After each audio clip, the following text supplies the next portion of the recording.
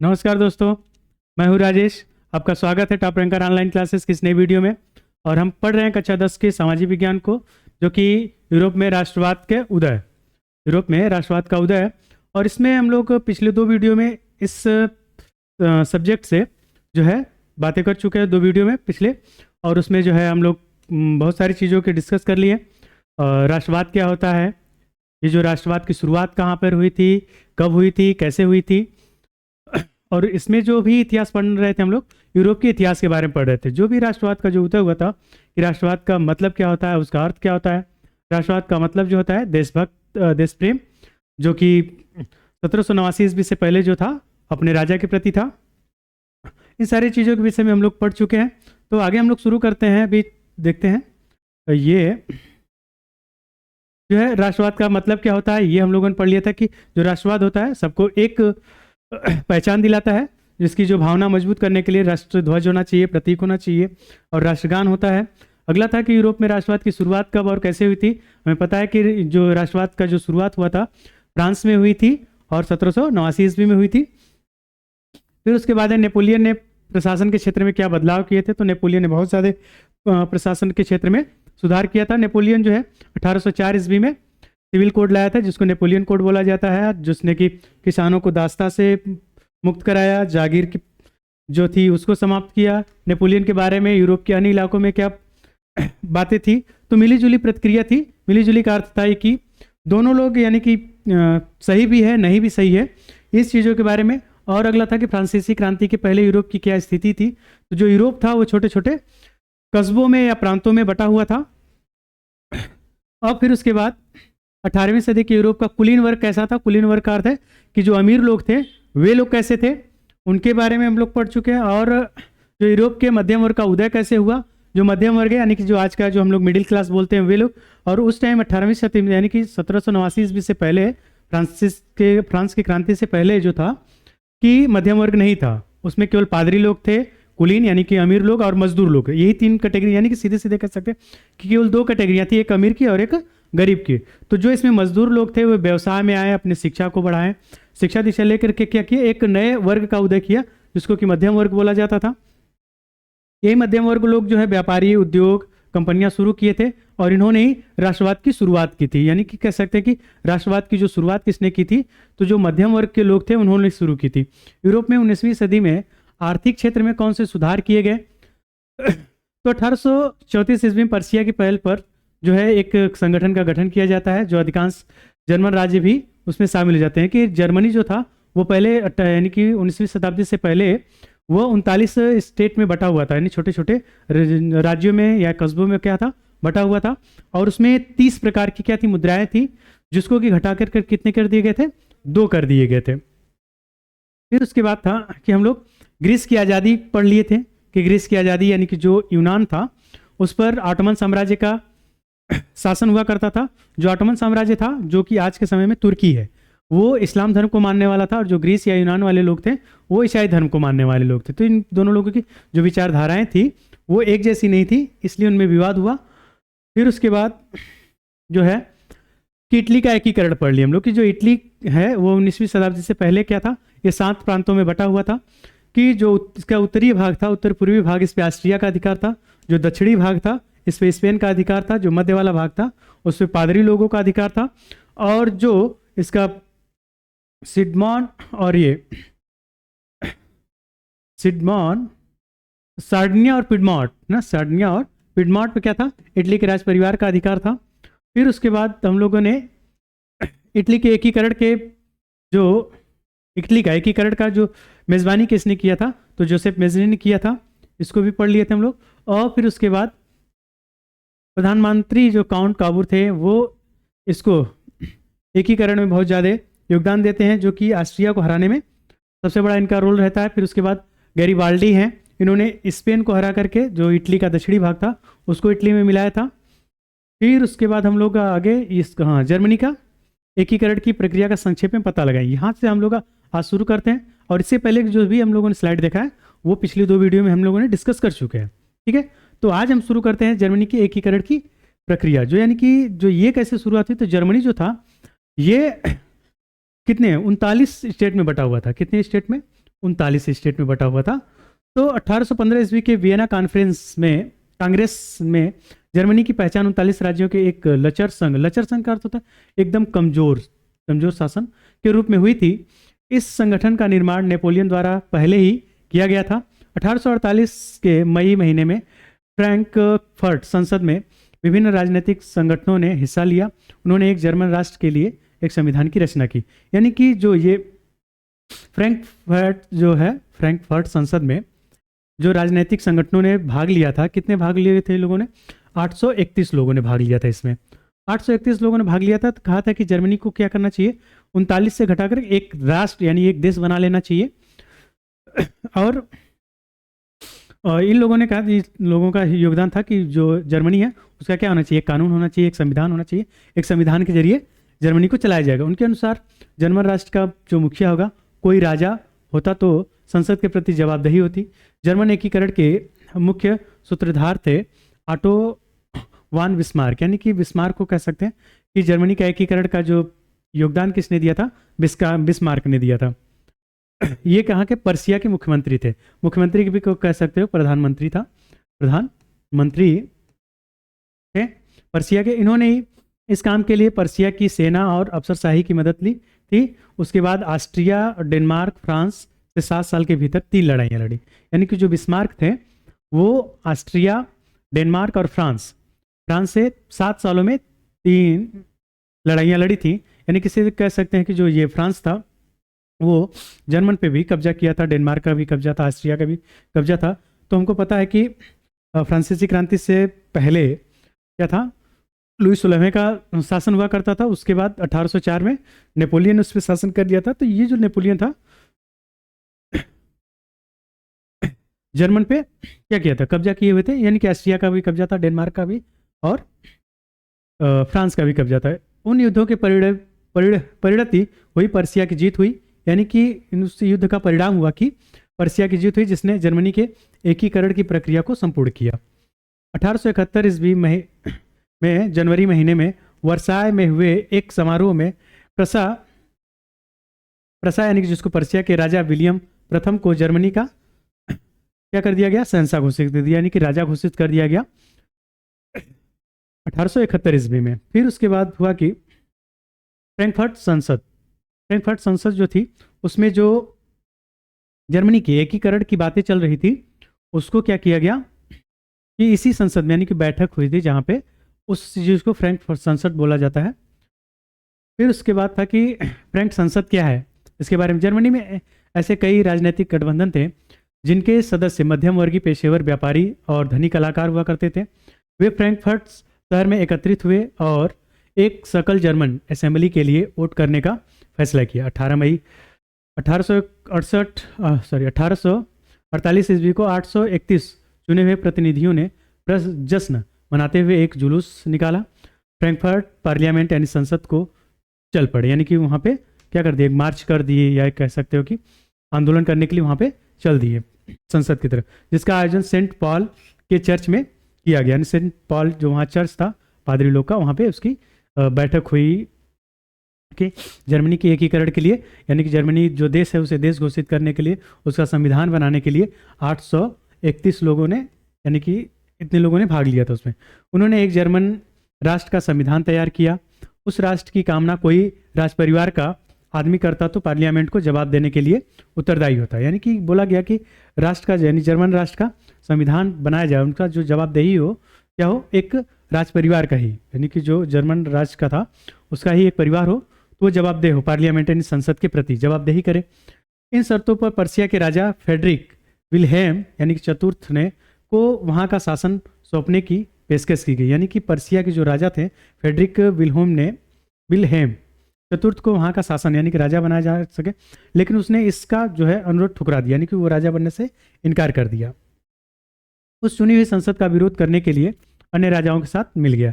यानी कि ये भी चाहता था कि जो 1789 ईस्वी से पहले शासन हुआ करता था कि जो राष्ट्रवाद है वो राजा के प्रति हो, और ये चाहता था कि पुराने तरीके से, पुराने सभ्यता यानी पुराने जो ढंग हुआ करते थे कि राजा के प्रति लोग जवाबदेह हों, तो उसी तरीके से ये भी चाहता था, इसलिए इस सारी चीज़ों का विरोध किया और जाके अन्य राजाओं के साथ मिल गया।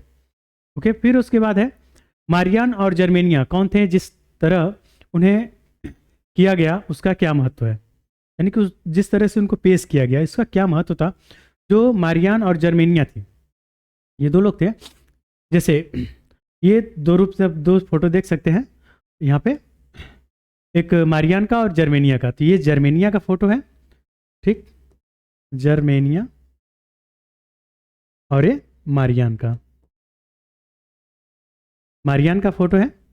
तो इसको एक समझ सकते हैं कि फ्रेंच राष्ट्र को मारियान का नाम दिया गया, जिसे एक स्त्री के रूप में चित्रित किया गया। तो ऐसे हम समझ सकते हैं कि राष्ट्रवाद की जो भावना को बढ़ाने के लिए, जैसे हम लोग भारत माता से प्रेम करते हैं, वहाँ के लोगों को जैसे कि हम लोग बोला जाता है कि हमारी जो हम जिस प्रकार से हम अपनी माता से प्रेम करते हैं, हम माता के लिए मरने के लिए तैयार होते हैं, तो उसी तरीके से आप अपने देश के लिए भी, यानी कि अपने राष्ट्र के लिए, यानी कि अपने भारत माता के लिए जब आप मरने मिटने के लिए तैयार रहिए, यानी कि उसके प्रति जवाब दे रही है। तो उसी तरीके से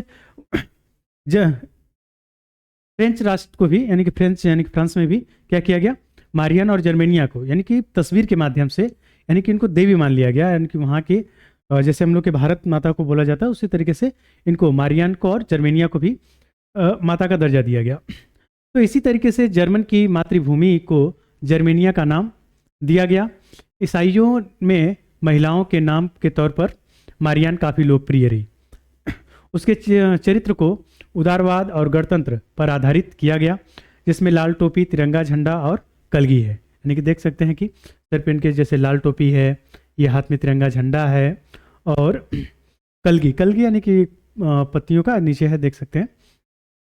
जर्मेनिया है, यहाँ पे क्या रहेगा, जर्मेनिया जो वलूत के पत्तों के मुकुट पहनती थी, और जर्मनी में वतूल, यहाँ पे क्या रहेगा, वतूल को शौर्य की निशानी माना जाता था, यानी कि वीर गाथा की निशानी माना जाता। तो जो वर्तूल का पत्ती था, यानी कि जो फूल है या पौधा है, उसको क्या माना जाता था कि शौर्य, यानी कि वीर गाथा का निशानी माना जाता था। उसके चरित्र को उदारवाद और गणतंत्र पर आधारित किया गया, जिसे लाल टोपी, तिरंगा झंडा और कलगी थी। सार्वजनिक चौराहों पर उसकी मूर्तियां लगाई गई, यानी कि क्या किया गया, मारियान और जर्मेनिया की मूर्तियां लगाई गई। सिक्कों और टिकटों पर, यानी कि जो सिक्के थे, टिकट थे, उस पर तस्वीरें छापी गई, ताकि उसकी पहचान जो है लोगों में बनी रहे, यानी कि और पहचान ले, उसको पहचान बना ले। फिर आगे है हम लोगों का अगला प्रश्न है, लौह एवं रक्त की नीति क्या थी। लौह और रक्त की नीति क्या थी, ये थी कि लोहा लेके आना, खून बहा देना। लोहा लेके आना, खून बहा देना। क्या था कि लौह एवं रक्त की जो नीति है, नीति का प्रतिपादन बिस्मार्क ने किया था, यानी कि जर्मन का एकीकरण करने वाला जो बिस्मार्क है, उसने इसकी शुरुआत की थी। या पूछ सकते हैं आपसे कि लौह और रक्त की नीति किसने दी थी, तो बिस्मार्क ने दी थी। इस नीति के अनुसार सैन्य शक्ति की सहायता से पूरे जर्मन प्रदेश का एकीकरण करना था, यानी कि लौह और रक्त नीति से, यानी कि जो इस पे फ्रांस का और क्या था, डेनमार्क का, ऑस्ट्रिया का जो अधिकार था, उस पर क्या कर दिया गया, उन लोगों को भगाने के लिए, यानी उनका जो विरोध करने के लिए ये बोला गया बिस्मार्क के द्वारा कि अगर आप हमारा देश छोड़ के नहीं जाते हो तो हम लोहा लेके आएंगे और आपका खून बहा देंगे। सीधे सीधे कर सकते हैं कि हमारे हथियार उठा लेंगे भैया, ठीक है। फिर उसके बाद है कि मेटरनिख कौन था, यूरोपीय इतिहास में वह क्यों प्रख्यात है भाई। मेटरनिख ऑस्ट्रिया का चांसलर था, ठीक है, चांसलर यानी कि प्रशासक बोल सकते हैं ऑस्ट्रिया का। वह घोर प्रतिक्रियावादी, क्रांति के संदेशों का कट्टर विरोधी एवं पुरातन व्यवस्था बनाए रखने का समर्थक था। यानी कि मेटरनिख जो था, पुरानी व्यवस्था को बनाए रखना चाहता था, यानी कि जो राष्ट्रवाद है, यानी देश प्रेम है, वह देश से न होकर क्या होना चाहिए था, राजा के प्रति होना चाहिए था, ठीक है। जो मेटरनिख था, क्या चाहता था कि वो जो हम लोग का राष्ट्रवाद है, यानी देश प्रेम है, वो किसके प्रति होना चाहिए था, राजा के प्रति। वो पुरानी विचारधाराओं को मानता था, ओके। फिर उसके बाद है मेटरनिख युग क्या है, ठीक। मेटरनिख युग क्या है, मेटरनिख ऑस्ट्रिया का चांसलर था। वियना कांग्रेस सम्मेलन के द्वारा यूरोप में नेपोलियन युग का अंत हुआ और मेटरनिख युग की शुरुआत हुई। मेटरनिख घोर प्रतिक्रियावादी था तथा राष्ट्रवाद एवं गणतंत्र का विरोध था, और 1848 ईस्वी की क्रांति के द्वारा मेटरनिख युग की समाप्ति हो जाती है। यानी कि जब एक चीज़ और है कि जो वियना कांग्रेस हुआ था, यानी कि जो सम्मेलन हुआ था 1804 में, यानी कि हम जानते हैं कि 1804 से लेकर 1815 ईस्वी तक नेपोलियन का शासन रहा, तो नेपोलियन ने क्या किया था, जर्मनी का एकीकरण की शुरुआत की थी, उसने ही शुरू की थी। तो ये जो था मेटरनिख 1815 ईस्वी की बात, यानी कि जो वाटरलू का युद्ध हुआ, वाटरलू का 1815 ईस्वी में जो युद्ध हुआ, तो उसमें मेटरनिख ने क्या किया, इस नेपोलियन का अंत किया और मेटरनिख युग का शुरुआत की। तो इस वाटरलू के युद्ध में फ्रांस एक तरफ था और ऑस्ट्रिया, ब्रिटेन, प्रसा और रूस ये एक तरफ थे। तो जिसमें फ्रांस की हार होती है और ऑस्ट्रिया, ब्रिटेन, प्रसा यानी कि जो आज के डेट में पर्सिया है और रूस, ये क्या कर लेते हैं, उस पर शासन कर लेते हैं, उस पर अधिकार जमा लेते हैं। फ्रांस से फिर से क्या हो जाता है, फिर से राजाओं का शासन आ जाता है, फिर से पुरानी व्यवस्थाएं बहाल हो जाती हैं, फिर से पुरानी व्यवस्थाओं को चालू कर दिया जाता है। यानी कि जो राष्ट्रवाद था वो राजा के प्रति ही रहेगा। जो चीज़ें नेपोलियन ने बनाया था उस सारे नियम को समाप्त कर दिया गया, दास प्रथा फिर से ला दी गई और जागीर व्यवस्था फिर से ला दी गई। उस सारी चीज़ों को इन लोगों ने फिर ला दिया। ठीक है, फिर उसके बाद क्या है अगला, कि वियना सम्मेलन की मुख्य उपलब्धियां थी नेपोलियन द्वारा पराजित राजवंशों की। एक चीज और देखते भाई, वियना कांग्रेस सम्मेलन में फ्रांस में किस राजवंश की पुनर्व्यवस्था की गई। यानी कि जो ये प्रश्न है हम लोग का, वियना कांग्रेस यानी सम्मेलन जो हुआ था कि फ्रांस में किस राजवंश की व्यवस्था शुरू कर दी गई थी। तो वियना कांग्रेस 1815 ईस्वी में होता है, जो फ्रांस में बूढ़े राजवंश की पुनर्व्यवस्था की गई। यानी कि जो बूढ़ा राजवंश था, जो हम लोग का लुई 16वां जो था, उसकी शासन व्यवस्था ला दी गई। यानी वो उसकी शासन व्यवस्था ला गई, तो वो तो था नहीं, फिलहाल उसके राजवंशों को यानी कि उसके परिवार को फिर से शासन दे दिया जाता है। वियना कांग्रेस की क्या उपलब्धियां रही। वियना सम्मेलन की मुख्य उपलब्धियां थी कि नेपोलियन द्वारा पराजित राजवंशों की पुनर्स्थापना का प्रयास किया गया। फ्रांस और स्पेन में बूढ़े राजवंश को फिर से स्थापित किया गया। यानी कि फ्रांस और स्पेन में बूढ़े राजवंशों को स्थापित कर दिया गया। बूढ़े राजवंश यानी कि जो लुई 16वां था, उसके राज परिवार को उस पर स्थापित कर दिया गया। फिर से राष्ट्रवाद जो यानी देश के लिए जो प्रेम था उसको समाप्त करके क्या कर दिया गया, राजा के प्रति राष्ट्रवाद की भावना लाई गई। फ्रांस में लुई 18वां को राजगद्दी सौंप दी गई और इटली में ऑस्ट्रियाई राजवंश परिवार को सत्ता सौंपी गई। नेपोलियन द्वारा स्थापित 39 राज्यों के जर्मन महासंघ को भंग नहीं किया गया। इस प्रकार वियना व्यवस्था द्वारा यूरोप में राजनीति परिवर्तन कर पुरानी सत्ता को बहाल किया गया। यानी कि देखिए कि जो नेपोलियन था वह जर्मन महासंघ को, यानी कि जो 39 संघों में बटा हुआ था, उसको क्या कर, वो नेपोलियन चाहता था कि वो एक हो जाए, एकीकरण। लेकिन क्या कि जब वियना सम्मेलन हुआ, कांग्रेस सम्मेलन हुआ, तो क्या कर दिया गया, इसकी व्यवस्था उसी तरीके से रहने दी गई कि यानी जो 39 लोग हैं 39 स्टेट में बटे हुए, तो वो 39 ही स्टेट में रहेंगे, उनकी जो मुद्राएं हैं वो अलग अलग ही रहेंगी। ये सारी जो बातें थी वो फिर से वापस आ जाती हैं। ओके, आ जाते हैं आगे। 1848 ईस्वी की फ्रांसीसी क्रांति के क्या कारण थे। 1839 ईस्वी के फ्रांसीसी क्या कारण थे भाई। 1830 ईस्वी क्रांति के बाद लुई फिलिप फ्रांस का राजा बना। उसने अपने विरोधियों को खुश करने के लिए स्वर्णिम मध्यम वर्गीय नीति अवलंबन करते हुए सन 1840 ईस्वी में गिजो को प्रधानमंत्री नियुक्त किया, जो कट्टर प्रतिक्रियावादी था। यानी कि 1830 ईस्वी में जब लुई फिलिप जो है फ्रांस का राजा बनता है, तो क्या करता है, राजा बनता है तो वो क्या करता है कि गिजो को प्रधानमंत्री नियुक्त कर देता है। और ये क्या करता है,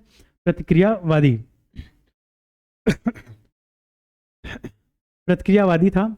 यानी कि फिर से वही वो पुरानी विचारधाराओं वाला ये व्यक्ति था। वह किसी भी तरह से वैधानिक, सामाजिक और आर्थिक सुधारों के विरुद्ध था। फिलिप के पास कोई भी सुधारात्मक कार्यक्रम नहीं था और न ही उसे विदेश नीति में कोई सफलता हासिल हो रही थी। उसके शासन काल में देश में भूखमरी और बेरोजगारी व्याप्त होगी।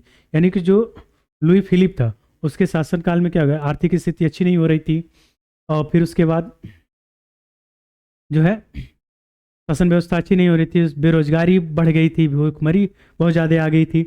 सुधारवादियों ने 22 फरवरी 1848 ईस्वी को पेरिस में थियर्स के नेतृत्व में एक विशाल भोज का आयोजन किया। राजा ने इस पर रोक लगा दी। अतः पेरिस में विरोध प्रदर्शन हुए। यानी कि उस भोज के प्रतिबंध लगाने पर क्या हुआ, पेरिस में विरोध प्रदर्शन स्टार्ट हो गए और जुलूस निकाले गए। इस पर पुलिस ने गोलियां चला दी, जिसमें अनेक लोग मारे गए। अंततः दमनकारी नीति अपनाए जाने के कारण 1848 ईस्वी में क्रांति आरंभ हो गई। फिर 1848 ईस्वी में क्रांति हो जाती है। फिर एक है कि बाल्कन प्रदेश में राष्ट्रवादी तनाव क्यों पनपा। ठीक है, बाल्कन का एक बड़ा हिस्सा ऑटोमन साम्राज्य के नियंत्रण में था। यानी कि जो बाल्कन है, बाल्कन कोई देश नहीं है, ये देशों का समूह है, ग्रुप है, कई देशों का समूह है। तो बाल्कन में कौन कौन से आते थे? तो बुल्गारिया आता है, यूनान या जिसको हम ग्रीस बोलते हैं, अल्बानिया आता है, यूगोस्लाविया, रोमानिया और भी अन्य देश आते हैं। इन देशों को मिला करके क्या बोला जाता है? बाल्कन प्रदेश बोला जाता है। तो इस बाल्कन प्रदेश पर किसका अधिकार था? ऑटोमन साम्राज्य का, जो कि आज के समय में तुर्की है, उसका अधिकार था।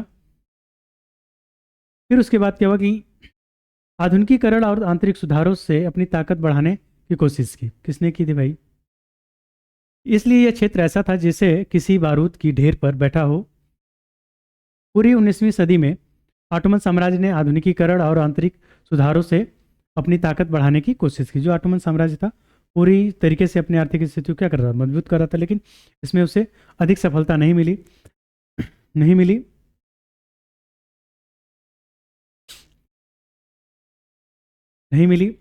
इसके नियंत्रण में आने वाले यूरोपीय देश एक एक करके इससे अलग होते गए। यानी कि जो यूरोपीय देश थे क्या होते गए? ऑटोमन साम्राज्य से अलग होते गए, अपनी आज़ादी घोषित करते गए। बाल्कन के देशों ने अपने इतिहास और राष्ट्रीय पहचान का हवाला देते हुए अलग होने की घोषणा कर दी। जो बाल्कन देश थे अपने इतिहास की बोलते हैं कि हम अपनी आर्थिक स्थिति को मजबूत करते हुए क्या करते थे? वो ऑटोमन साम्राज्य से अलग होते, अपने आप को स्वतंत्र करते चले जाते हैं। अपनी पहचान बनाने और आज़ादी पाने के लिए संघर्ष कर रहे थे। तब यह क्षेत्र कई गंभीर झगड़ों का अखाड़ा बन चुका था। इस प्रक्रिया में बाल्कन के क्षेत्र में ताकत हथियाने के लिए जबरदस्त लड़ाई जारी थी। आगे है अगला क्वेश्चन, ठीक है। तो इतना सारे ये क्वेश्चन थे, आप इसको नोट कर सकते हैं। फिर अगले वीडियो में हम लोग जो है इसके जो बहुविकल्पी क्वेश्चन होते हैं, जो MCQ क्वेश्चन होते हैं, हम उनको करेंगे। तब तक के लिए धन्यवाद, थैंक यू, बाय बाय।